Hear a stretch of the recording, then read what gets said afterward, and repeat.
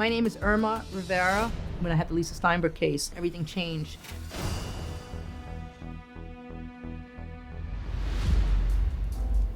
I grew up on 10th Street as a child in New York City housing projects. I was the only girl, so my mother was really strict, and so was my father. My parents used to keep me indoors a lot. I used to tell my mother when I was a kid, I'm gonna become a cop so I can never be off the streets. I'm gonna be outside, you're not gonna be able to stop me. When I first became a police officer, I just wanted to be on the streets. I wanted to be on patrol. And then from there, I went to the Manhattan Sex Crimes Unit.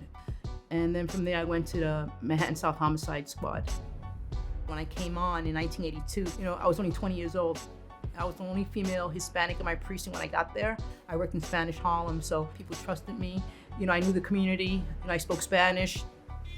Personally, I'm glad that I was a cop in the 80s. A lot had to be done on foot, knocking on doors, asking questions. That I learned how to talk to people and get information from people, not just from a computer or from a camera. In 1987, when I had only 5 years in the police department, I was notified that there was a child at St. Vincent's Hospital, a young girl named Lisa Steinberg. The doctor said that, that she was likely to die and that she had a head trauma, and they don't really know what happened to her. She had chunks of her hair missing. She was dirty. She had bruises on her body, and she was not well kept. She came from a very affluent family. Her father was an attorney. Her mother used to be a writer. From there, I went to Joe Steinberg's house. My goal was to find out what happened. My goal was to speak to Joe Steinberg and have him come into the precinct with us so we can discuss what happened to his daughter. The house was completely disgusting, dirty. We were on 10th Street. He was a lawyer. We expected the house to be different. This was more like a shooting gallery. Rotten food in the sink, a little boy tied to a playpen. And then at that point, we knew that there was something wrong with this family.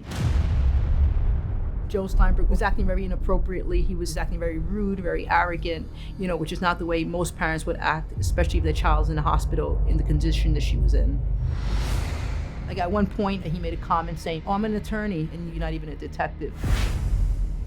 I don't give a crap who you are. I don't care if you're a lawyer, you're a doctor, you're the police commissioner. If your child is freaking in the hospital, likely to die, you're gonna come to the precinct with me and talk to me and explain to me what happened. Heather Nussbaum was in the apartment, but she was in the back room. And when she came out, it was just the worst that I had ever seen a woman look. She had her face all beaten in. She had scars, bruises. Her nose was flattened. And when I saw her, I knew that Joe Steinberg was probably beating her, and he probably did something to his daughter. I did not see any type of remorse from Joe Steinberg. He was an abuser. He was a woman beater, a child beater. He was like an animal.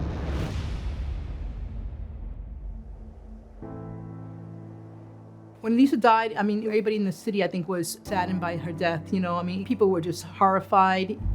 It was a big funeral. A lot of people showed up. It was a big media circus. I just can't believe that no one noticed it. I just can't believe no one ever reported anything. Lisa Steinberg and her little brother were illegally adopted. And also at that point, nobody really cared that much about child abuse. The Lisa Steinberg case was one of the first cases where an affluent family was involved in a child abuse case.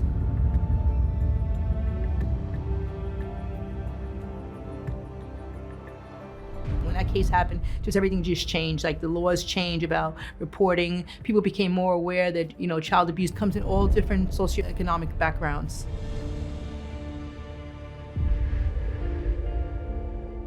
I was maybe 25, 26 when I had the Lisa Steinberg case. It was the first time that I saw a child that I knew was gonna die, and actually a child that did die. At her funeral, I couldn't stop crying.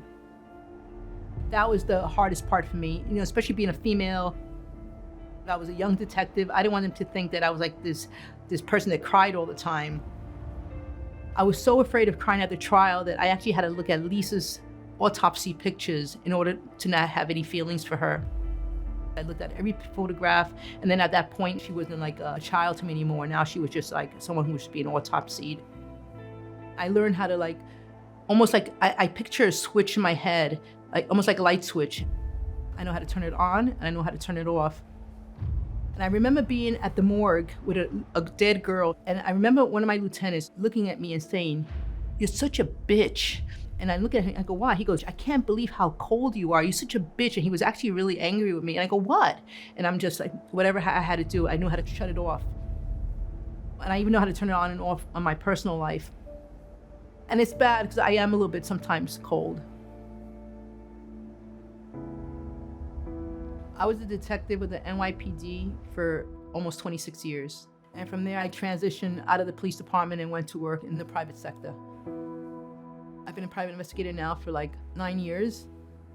I'm good at it, and I feel that that's where I belong. When I first joined the police department, I used to be a little bit too soft. I used to be a little bit sensitive about people, like, they could take advantage of you, especially as a cop, with a sob story. And that's why, like, the Lisa Steinberg case actually helped me become a little bit harder and learn how to shut my feelings off. Because, as a detective, working those cases, it's very difficult. And sometimes, even though you want to cry, you have to learn how to just shut the feelings off. Otherwise, they'll eat you up alive, especially child abuse cases.